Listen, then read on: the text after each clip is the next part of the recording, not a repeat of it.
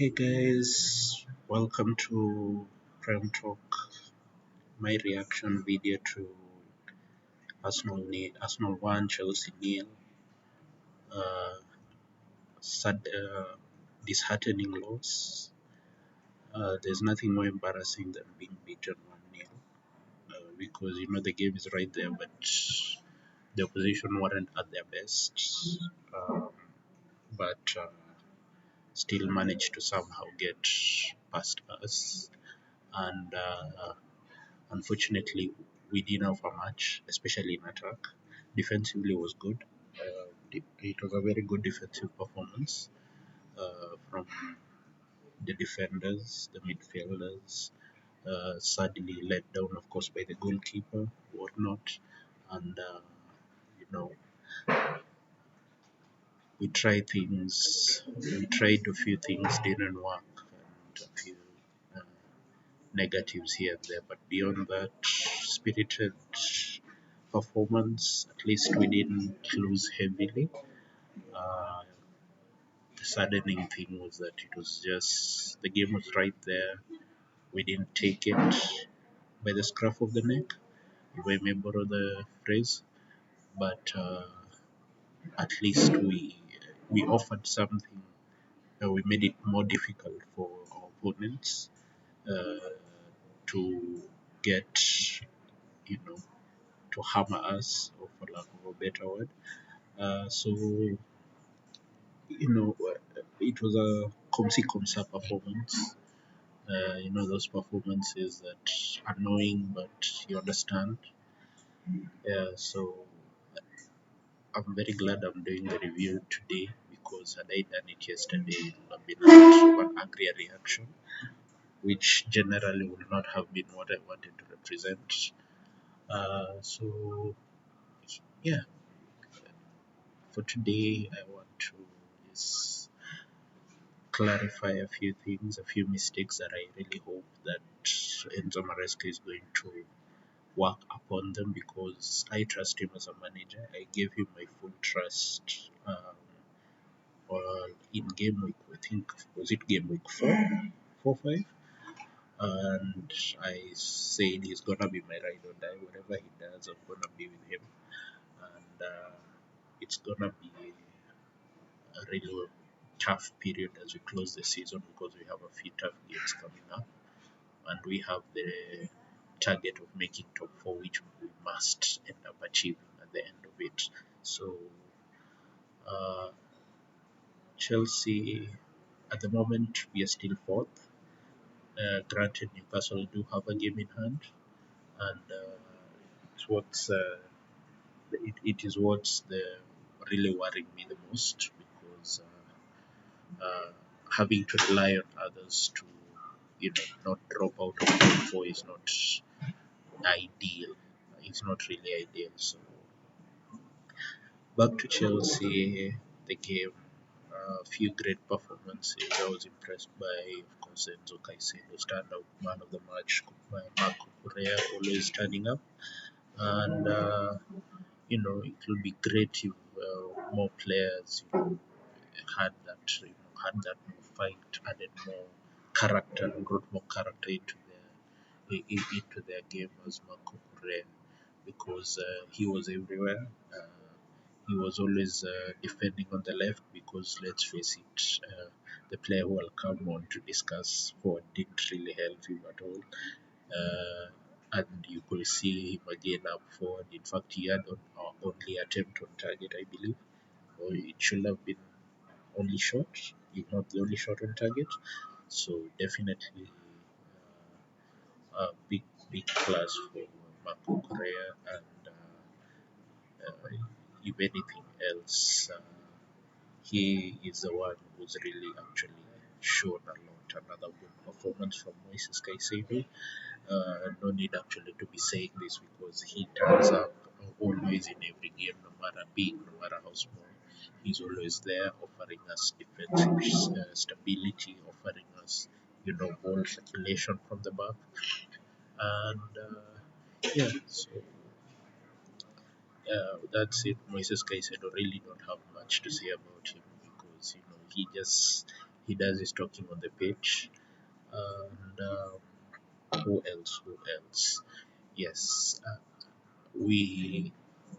I would love to move on to the one player who I was really, really disappointed in. Actually, there were two, but the one I was most disappointed in was Reece James, our captain, because he played in midfield, not his position granted, but what he let me down on, he let me down with was his captain's performance, his leadership qualities, because there were times the team suffered, especially in that first 25 minutes. He did improve. The team improved a lot, brought some meat of the character from his side into the game, and it's been it's one thing that I'll have to continue to respect about Reece James, that he's growing into a leader. There may be hiccups here and there, but if we give him enough time, he's gonna yeah, achieve the leadership qualities. Reach the levels of your John Terry's, your Frank Lampard. So he just needs his time. So uh, we just take time slowly by slowly, and I trust that he'll be able to reach there. The only thing that, as I have mentioned, was he disappointed me in was a bit of the leadership qualities that when the team needed him, he did really step up as a captain in what I wanted personally to see from his side. So if I may move on to Christopher Nkunku, the one player who was really, really disappointed in. Uh, there were two, but majorly it's him because uh, the role that he was playing was technically, since he doesn't have much of the dribbling aspect in his game, he's more focused on making the runs, evading the defenders, playing more as that goal threat, shadow striker, if we may use that term. And he failed a lot in that aspect because anytime that he got the ball, or was making or was supposed to make a run, he actually never did it, and the link up in his side was actually really poor. Uh, and apart from that, summed it all up by he just disappeared. There were times in the game and moments in the game that he disappeared completely, and a lot of what he did was he fell down alone. He was on the ground alone, looking for things that were never found in the first place. So he has to do a lot of improvement. As much as I know, sadly for him, there is no space in the team for him. There is no positions suited to his capabilities in the system that Maresca is playing. So he's struggling a lot, and he's one for me that, as I have always mentioned, I think in the last two videos or three, that he's one to be earmarked for the sales in the summer, because he's not helping and he doesn't really suit any of the positions. Any of the positions in this system that the manager is trying to implement. So disappointed by Nkunku, disappointed by Sancho, because Sancho for me, he's not bringing what I need from a winger. He gets the ball, we need something to happen. He has the capabilities, he has the skill set, he has the magic to make things happen, and he failed a lot in that aspect. So for me, Sancho and Nkunku, no wonder they were substituted, because they really performed very, very poorly. Tyrick George, another good performance. If anything, it is my hope that the manager will be starting him over Christopher Nkunku. It's more beneficial because he gives us a lot on that left hand side compared to Christopher Nkunku. So next game, I hope, sincerely hope that Enzo Maresca will give Tyreek George a chance. Uh, I believe our next game is the home game against Spurs, so hope that we'll be able to give Tyreek George his opportunity to get starts. Otherwise, that's it for my review for the game.